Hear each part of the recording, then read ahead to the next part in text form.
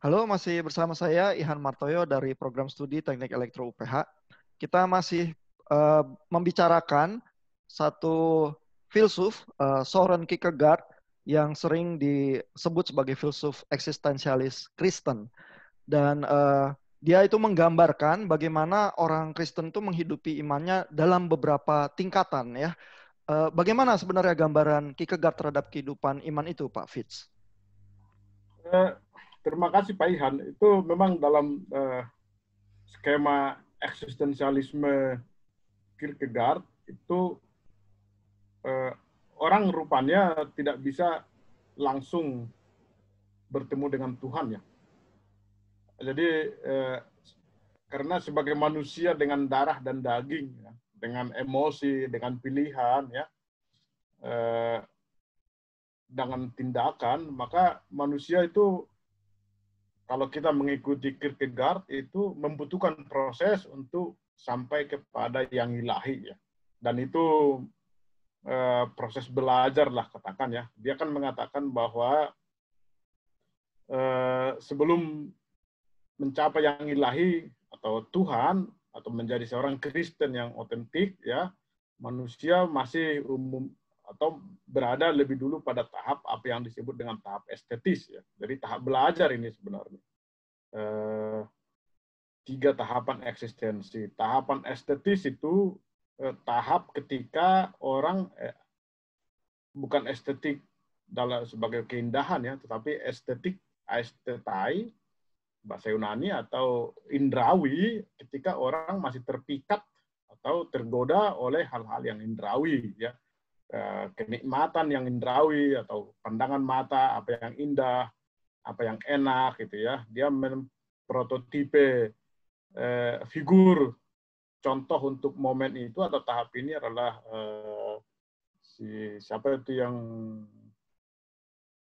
Don Juan ya. Don Juan orang yang berganti setiap hari tapi tetap dia tidak pernah puas ya dengan hal itu semua karena emang yang indrawi itu tidak bisa mendatangkan kebahagiaan atau kepuasan ya. Dia akan selalu bosan juga. Nah, lalu Kierkegaard kita harus untuk keluar dari situ kita membutuhkan lompatan juga ya. Jadi pilihan memilih dan melompat ya. Lalu sehingga tiba pada tahap kedua yang disebut dengan tahap etis ketika orang bertindak berdasarkan nilai-nilai yang universal ya, yang baik, yang universal atau apa yang berlaku dalam masyarakat ya, yang diprototipekan menurut dia oleh Socrates ya, yang mengajarkan apa itu keadilan, apa kebaikan ya. Tetapi itu juga menurut dia belum cukup ya. Untuk menjadi Kristen yang otentik kita harus tetap memilih dan melakukan lompatan juga hingga tiba pada tahap religius ya, ketika orang berani meninggalkan apa yang indah, apa yang nikmat, apa yang universal, apa yang baik dalam pandangan umum sehingga tiba pada tahap ketiga, tahap religius seperti Abraham, bapak orang beriman yang menurut dia itu adalah contoh Kristen yang otentik karena dengan imannya dia berani bahkan menyangkal atau menolak tahap etis ya. Misalnya dia mau menyembelih anaknya, ya, meninggalkan kampung halamannya, harta bendanya, itu kan semua bertentangan dengan nilai-nilai etis ya. Nilai-nilai keindahan itu bertentangan semua itu dengan nilai-nilai moral. Tapi justru itulah menurut dia tipe seorang Kristen yang otentik. Harus berani meninggalkan kerajaanku bukanlah di dunia ini. Gitu. Kira-kira seperti itu dia. Ya, jadi ada 3 tahap ya. Estetis itu pencinta hal-hal yang indrawi ya, dan dalam hal ini mungkin kalau playboy jadi dia pecinta wanita begitu ya, kalau Don Juan, tapi dia tidak mau komit ya di dalam pernikahan karena mau kenikmatan sensual itu terus. Lalu tapi kalau berani melompat kepada komitmen, orang akan sampai kepada tingkat ethical yang etis, norma-norma antara yang baik dan salah jadi jelas begitu ya. Nah, tapi iman buat Kierkegaard ternyata lebih tinggi lagi dari itu ya, karena seorang Abraham harus menusuk anaknya sendiri, tidak ada norma etik yang cocok ya untuk tindakan itu dan dia harus membohongi istrinya ya, tidak menceritakan dan lain sebagainya, itu semua Ya, juga ya, tidak bisa dimengerti ya. Tapi ya. dia harus punya komitmen kepada sesuatu yang tidak dia mengerti lalu melakukan. Begitu ya. Jadi Ya. tampaknya di setiap tahap itu ada lompatan-lompatan yang sangat sulit begitu ya. Yang kemungkinan sih orang Kristen akan stuck di salah satu saja, tidak pernah berhasil menjadi manusia iman itu gitu ya. Itu gambaran semacam itu dari Kierkegaard, apa kita lihat juga di gereja, Pak Yohanes Budi? Apa benar seperti itu ya? Iya, nampaknya begitu ya. Jadi walaupun saya juga masih perlu mencari-cari begitu contoh-contoh yang ada secara real itu di dalam gereja seperti apa ya. Namun kan secara umum itu memang level-level seperti ini kita bisa temukan. Jadi yang pertama itu orang-orang yang percaya itu hanya berdasarkan konsensus saja, percaya hanya kepada ajaran-ajaran saja, atau percaya itu hanya secara kognitif saja, begitu. Dan itu pun sudah bagus, karena ada banyak yang sebetulnya secara kognitif juga agak peduli, agak ada yang mau tahu, begitu. Dan hanya lebih bersifat pragmatis dan sangat egosentrik, begitu kan. Iman itu hanya untuk memuaskan kebutuhan-kebutuhan dan sebagainya ya. Tetapi kan ada yang sudah mulai concern gitu dengan mencoba untuk tahu apa sih yang sebetulnya aku percaya itu, begitu. Bisa memikirkan gitu, punya satu concern untuk memikirkan. Tetapi kadang-kadang ya cuma berhenti sampai di situ. Ketika berbicara tentang etika, ya itu tadi, seperti yang di bagian pertama tadi saya katakan, etikanya itu ya ikut-ikutan. Misalnya orang Kristen, ya cara hidupnya seperti apa? Ya tidak merokok, tidak minum alkohol, tidak ini dan tidak itu. Dan kemudian kekristenan itu diubah sebagai satu bentuk peraturan begitu. Nah, kalau kamu mengikuti semua peraturan ini, maka kamu adalah orang-orang Kristen. Bukan berarti ini jelek begitu ya. Ada sisi positifnya dengan kita mengajarkan itu dan juga menghidupi itu. Tetapi terkadang kenapa kok tidak merokok? Ya karena gereja mengajarkan itu aja. Ya enggak cuma ikut-ikutan aja, ikut-ikutan tetapi tanpa memiliki satu pertimbangan etis. Jadi maksudnya etikanya itu etika ikut-ikutan seperti itu. Apakah itu begitu? Sedangkan di dalam pemahaman Kierkegaard kan etika itu bukan di situ lagi begitu ya. Etika itu sudah melibatkan pilihan-pilihan yang bersifat eksistensial tadi. Pilihan-pilihan yang secara pribadi itu kita ambil begitu, dan kita itu berani bahkan bertentangan dengan etika masyarakat di sekitar kita, karena kita sudah yakin sekali bahwa itu yang merupakan sesuatu yang dikehendaki Tuhan oleh kita begitu. Termasuk dia memutuskan pertunangannya itu dengan Regina Olson itu kan ya, yang tidak konvensional begitu. Tetapi dia mengambil keputusan itu sebagai keputusan yang mungkin ada kaitan dengan pertimbangan-pertimbangan etisnya. Tapi gereja kerap kali nggak sampai di situ bahkan begitu ya, apalagi berbicara yang spiritual begitu. Jadi intinya ketika kita berbicara tentang gereja, kerap kali keputusan-keputusan yang kita ambil bukan keputusan yang spiritual, tetapi keputusan yang pragmatis saja. Itu yang jauh lebih banyak. Oke. Ya, jadi memang ada yang di lapisan, beriman itu ya oke asal memenuhi kebutuhan diri, mungkin di level yang sensual itu, yang indrawi, yang estetik ya. Lalu kalau dia udah berhasil melompat, dia mulai melihat bahwa ada tuntutan-tuntutan etika dari masyarakat yang lebih universal, mungkin dia udah di level etik. Tapi yang level spiritual dan religiousness itu jauh lebih rumit ya, dan butuh keberanian yang luar biasa untuk melompat karena udah beyond reason, absurd begitu ya. Lalu juga melanggar kali kode etik yang memang diyakini di masyarakat begitu ya. Tapi dia tetap harus mengambil keputusan itu ya. Nah, tapi itu justru itulah sebenarnya menurut Kierkegaard hakikat iman ya. Ya ini salah satu konsep penting dalam eksistensialisme dia kan konsep ironi ya. Dan ironi itu tidak lain dari penyangkalan atau negasi itu sendiri. Jadi untuk beriman kita harus berani menyangkal, menjadi manusia ironis ya. Artinya menyangkal tradisi, menyangkal kebiasaan-kebiasaan, menyangkal lembaga-lembaga atau menolak ya, sebagaimana dia mengatakan dalam tulisannya, sebagaimana Yesus juga menolak lembaga-lembaga agama pada zamannya ya, menolak tradisi pada zamannya ya. Jadi saya pikir memang sebagaimana tadi dikatakan Pak Yohanes itu kemampuan kita untuk menjadi manusia ironis itu memang masih jauh gitu ya. Jadi beriman itu kita masih pada level universal barangkali ya. Atau mungkin juga jadi beriman pada level etis ya, atau mungkin pada level estetis ya. Kekristenan pada level estetis ya, atau pada level etis gitu ya, belum sampai pada level religius ya. Kita belum mampu menjadi sosok yang ironis sebagaimana dikatakan oleh Kierkegaard ya. Pada umumnya kita memilih untuk beriman dalam level bermain aman sih. Ya. Jadi begitu udah mulai ada yang harus dipertaruhkan begitu ya, ini persoalan hidup dan mati ya, kita mundur ya, nggak berani mengambil lompatan iman itu begitu ya.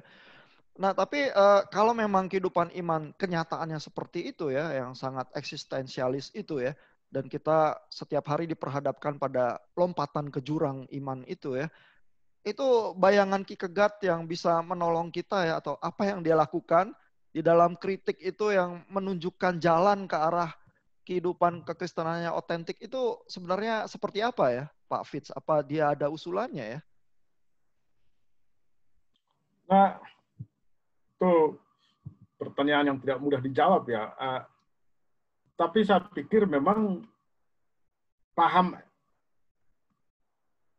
eksistensialisme memang sangat menekankan ya kemampuan atau kemauan manusia untuk memilih dan bertindak serta bertanggung jawab atas tindakan. Itu kan sebenarnya eksistensialisme ya. Dia menekankan manusia bebas ya, dan dalam kebebasan itu dia harus menjatuhkan pilihan ya, dan bertindak dan mempertanggungjawabkan pilihan itu. Saya pikir memang itu tantangannya ya. Jadi saya pikir Kierkegaard sebagai seorang eksistensialis tidak hendak mengatakan bahwa kita harus seperti itu ya. Artinya eksistensialisme itu menolak, Kierkegaard juga menolak bahwa setiap orang sebagai seorang eksistensialis itu hanya bisa memahami dirinya sendiri ya. Kita tidak mungkin memahami eksistensi orang lain. Eksistensi orang lain kita tidak tahu ya. Justru di situ kemarahan dia kepada Hegel, karena berpretensi Hegel tahu mengenai eksistensi orang lain dan merangkum itu dalam sebuah sistem filsafat ya. Jadi seorang eksistensialis itu menurut Kierkegaard memang harus mempertanggungjawabkan tindakannya sendiri, memilih ya, dan bertindak berdasarkan kondisi-kondisi dia sendiri ya. Jadi saya pikir eksistensialis itu haram itu kalau memberikan resep bagaimana mencapai sesuatu ya. Itu bertentangan dengan eksistensialisme ya. Eksistensialisme itu justru sangat egois ya. Sangat ya, namanya juga eksistere ya. Eksenter itu, keluar dari pusat, dia harus menyendiri, katakan menjadi seperti itu ya, eksis ya. Ya, justru bagaimana kita mencapai itu tergantung pilihan-pilihan orang ya. Ya, jadi komentar Pak Fitz ini tampaknya tepat sekali ya. Tampaknya itu juga yang dilakukan Kierkegaard karena dia tidak mau pakai namanya sendiri ya di dalam karya-karya yang sangat mengganggu itu ya. Dia pakai Johannes Climacus untuk seducer, dia pakai Hakim Wilhelm ya, The Judge Wilhelm untuk tingkat ethical, dan untuk yang religius dia pakai Johannes de Silencio begitu ya. Seolah-olah suara-suara itu saling bertarung ya. Mendiskusikan atau memperdebatkan kehidupan iman, dan orang Kristen itu harus memilih sendiri ya keputusan dia mau seperti apa ya, bukan lagi ikut otoritas Kierkegaard atau otoritas gereja atau otoritas siapapun ya yang dianggap berotoritas untuk kekristenan ya. Jadi tampaknya Kierkegaard memang berusaha mendorong itu ya, kamu putusin sendiri begitu ya. Nah, solusi yang semacam itu apa bisa working ya Pak Yohanes Budi ya untuk kondisi gereja kita sekarang gitu misalnya? Ya tidak mudah sih ya. Misalnya ya, saya dari komunitas yang tidak minum alkohol dan tidak merokok begitu ya. Kemudian di dalam pergumulan iman saya mulai menghisap cerutu gitu. Itu kan sesuatu yang kontroversial. Sekalipun saya berkata bahwa menghisap cerutu merupakan satu praktik. Ini kan misalnya aja ya, praktik dari kehidupan spiritual yang membawa saya lebih dekat dan lebih mengenal dengan Tuhan begitu. Apakah saya akan berani melakukan itu? Belum tentu begitu tadi, karena ada aturan-aturan, ada norma-norma yang seakan-akan saya harus menjaganya begitu. Kalau pakai istilahnya Paulus, jangan menjadi batu sandungan kan begitu. Kalau pakai bahasa rohaninya begitu. Jadi ada begitu banyak norma yang kita tidak bisa tabrak saja juga seperti pemikiran dari Kierkegaard mungkin ya. Kalau kita tabrak saja, mungkin kita memiliki pertanggungjawaban pribadi, tetapi secara komunal itu belum tentu memberikan satu dampak yang positif, misalnya begitu. Ya. Mungkin itu dulu ya, nanti kalau ada pikiran yang lain bisa dibicarakan lebih lanjut. Ya, Pak Fix mau komentar tuh, silakan Pak.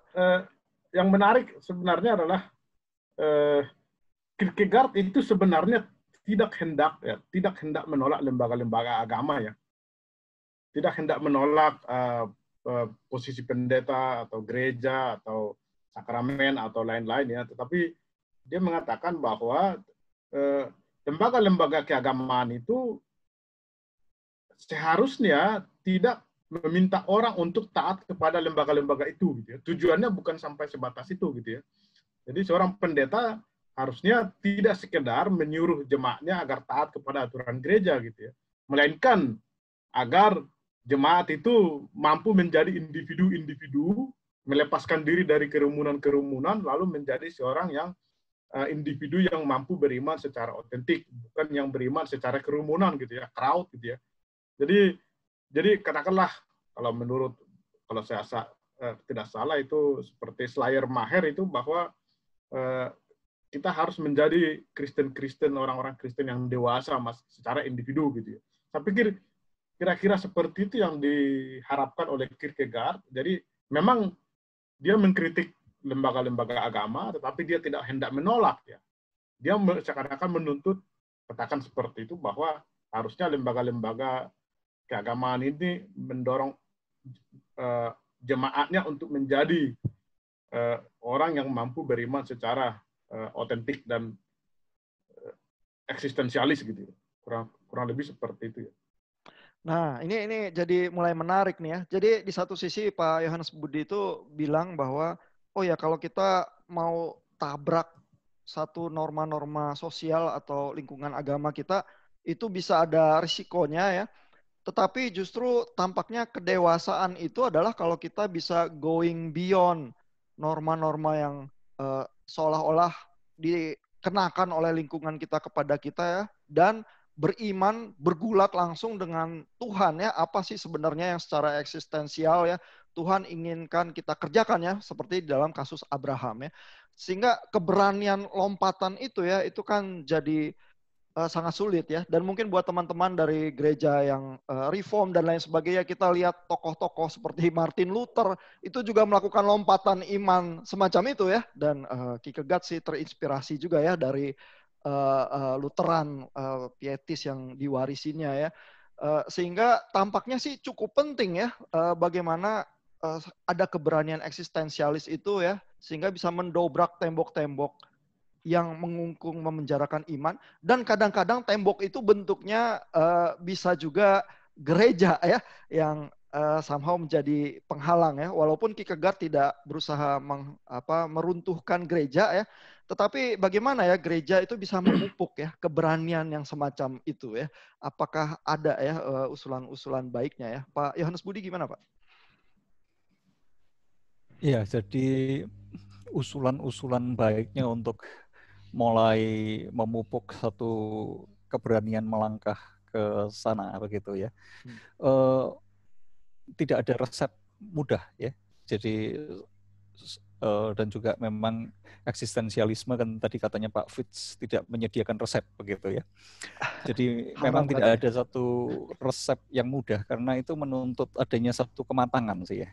Jadi itu terkait erat dengan seseorang yang matang, yang kemudian di dalam kematangannya itu berani untuk membayar harga.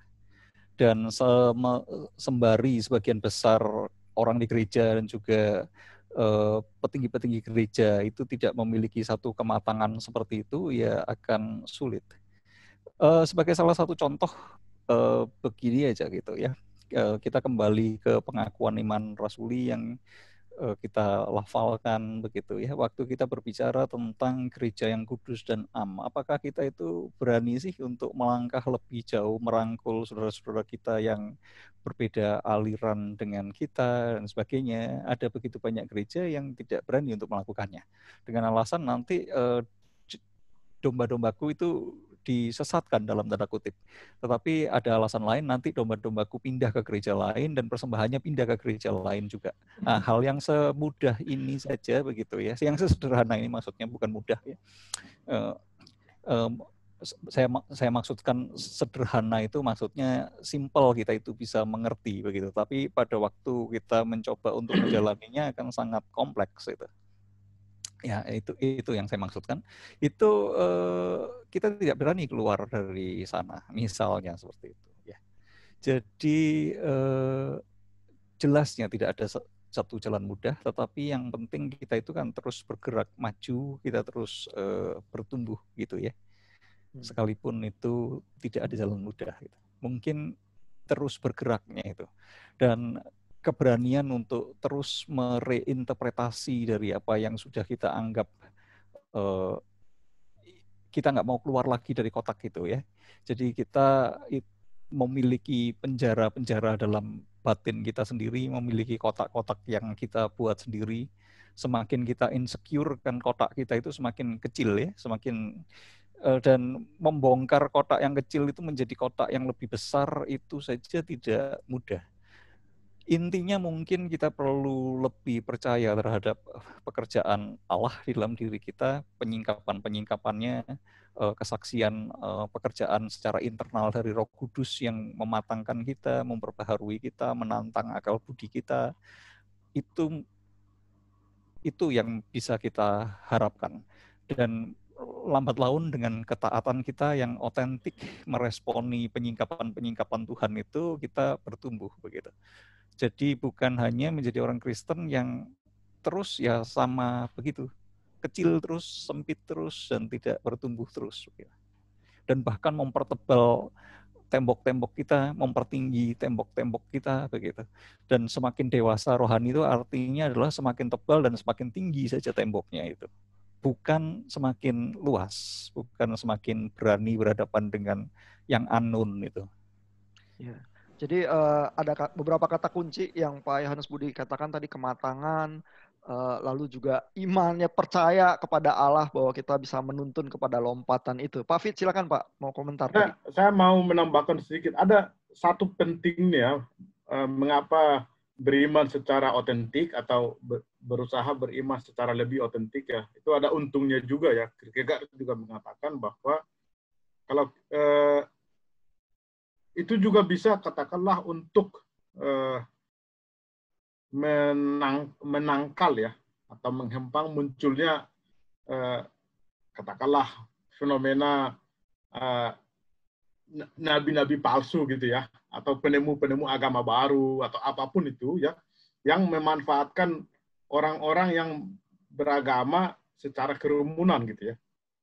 Jadi itu kan munculnya fenomena-fenomena seperti itu kan agama-agama baru atau orang yang merasa dirinya nabi atau apapun itu kan memanfaatkan crowd dalam beragama ya, kerumunan-kerumunan ya. Nah, kalau kita beragama secara lebih otentik itu juga bisa membentengi kita, katakanlah membentengi kita dari fenomena seperti itu. Ya, ya. Tapi memang dari obrolan ini mulai jelas ya bahwa tidak ada jalan yang mudah ya. Dan sambil kita membicarakan Kierkegaard begitu ya, kita makin yakin ya bahwa lompatan iman itu adalah lompatan ke jurang yang dalam yang mempercayakan diri ke dalam pelukan Allah yang mencintai kita ya, yang bisa mengampuni kita walaupun tampaknya sangat absurd begitu ya. Nah, jangan-jangan memang Kierkegaard juga kalau akan mengajukan solusi semacam itu ya, kamu melatihlah diri kamu untuk melompat ke dalam kekelaman itu ya. Dan siapa tahu dia tersenyum ya melihat obrolan kita malam ini. Kita lanjut lagi di klip yang berikutnya.